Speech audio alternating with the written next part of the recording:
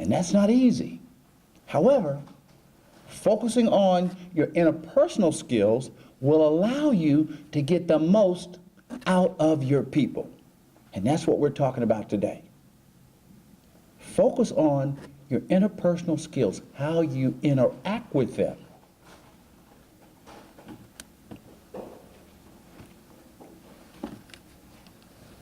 Here's the downside.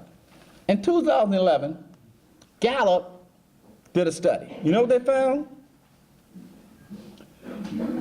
There are 22 million actively disengaged employees costing the American economy up to $350 billion per year in lost productivity. You know what actively disengaged means?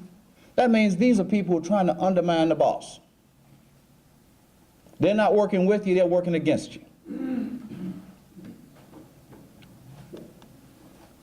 The number one driver of engagement is the direct relationship of trust with one's manager.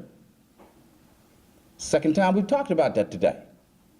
This is additional research that's pointing this fact out to us. The number one driver of engagement, and in a moment we'll talk about exactly what engagement is. And then trust and engagement are mutually reinforcing. You cannot address disengagement issues without looking at trust issues. That's why we talked about building trust first. That's the building block for your effective and successful leadership. Having trust. Some people use employee satisfaction and employee engagement interchangeably. No, they're different.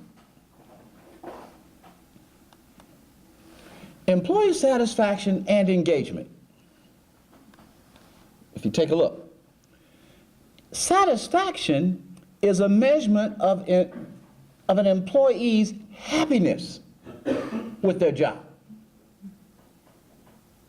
Certainly we've seen employees who are happy, yet not willing to go the extra mile, yet not willing to put in the extra effort.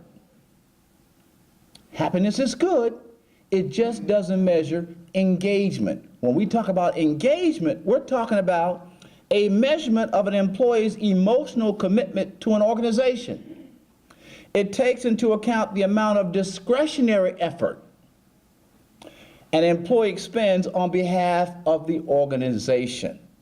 Engagement is how much else are you willing to do above and beyond what's expected of you to make sure that in the fire department we do the best job we can.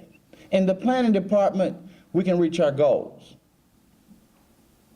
If I work for Parks and Rec, what am I doing to make sure that the Parks and Rec department achieves its goals? What am I doing if I'm a clerk, if I'm in payroll, if I'm in utilities, if I'm interacting with customers who are just getting on my nerves all day? What am I going to do? An engaged employee says, what can I do to make sure that we're successful?